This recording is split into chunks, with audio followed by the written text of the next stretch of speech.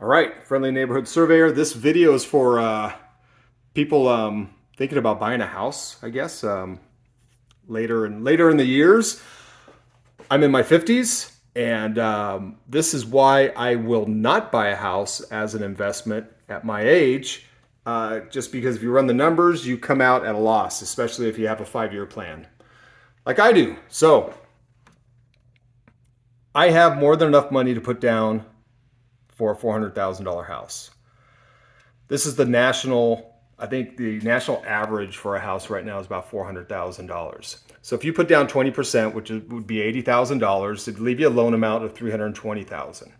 So just using a regular old mortgage calculator, they say that here in February of 2024, the average or the percentage, the interest rate on your mortgage is 7.9%, and this is for a loan or for a credit score of like 700 to 720. That would bring your payment to 2326. And then if you add in like property tax and insurance, it would bring your monthly costs to 2862. And to qualify for this loan, I know most places you can't have your payment more than 1/3 of what your gross monthly income is. So you have to make approximately $9,500 a month gross, or about $115,000 a year, to even qualify for that loan. Now, there's a lot of housing tracks that we work on, and I hear the spiel all the time that houses appreciate an average of 5% per year, and that you're going to make the most amount of your money in the first 5 years, like first 3 to 5 years or something. So if I had my 5-year plan, I was going to buy this house and then sell it after 5 years thinking I'm going to make a profit. I'm going to show you why I don't think you make a profit. So you take that $400,000, multiply it, or 5% a year for 5 years. That would bring that house value at about $510,000, which means whoever buys this house now, if they took a loan amount on that whole amount there, would be, or still put down the 20%, they'd have to make about $150,000. So you hope wages go up as well. So you sell it for 510. If you took just this amount right here, not the property tax or the insurance, but just this amount right here, and you multiply that by 12, so for 12 months times 30, you would have paid $837,000 on that $320,000 loan. But if we just divide it into 5 years, well, let me get back real quick. So out of that 837,000, 517,000 would have been interest, approximately. I just divided everything by 30 again.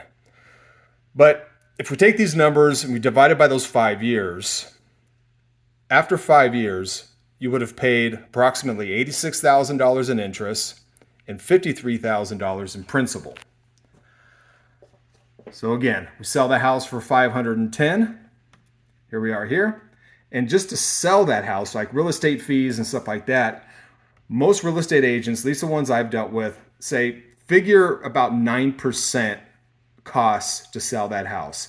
So it could be 5 to 7% for the real estate agent. It could be, paying closing costs. It could be, termite inspection, fixing things. So 9% is not out of reach when it comes to how much it costs. And everyone takes their money from this price. They don't take it after everything else has been subtracted out. So we take that 9% out. That leaves us with $464,000. Our loan, after paying down that $53,000 in principal, thereabouts, will leave you. So you'd subtract the 464 from the 267. That'd be your loan amount after 5 years. Would give you $197,000. And that's normally where people go, yeah, I made $197,000 off my house. To me, you did not. In fact, you lost money. And this is the way I look at it. So you come out after to sell the house with a $197,000 check. But now let's say you subtract all that interest that you paid. You want to pay yourself back for what you paid out. And you paid out $86,000 in interest, which leaves you $111,000. And now you want your $80,000 back out. You want to pay yourself back because you got to go buy another house now. That leaves you with $31,000. And that's not even paying yourself back now. Or if you wanted to pay yourself back now for the principal that you paid on that house every month, you're at a negative $22,000 after 5 years. Even though you have this check in the bank now, if you paid yourself back all the money that you spent, not even counting I believe it was $5,000. Whoops, there we go. $5,000 a year for property tax, and I think it was like $1,400 in insurance that you have to pay per year. Now you're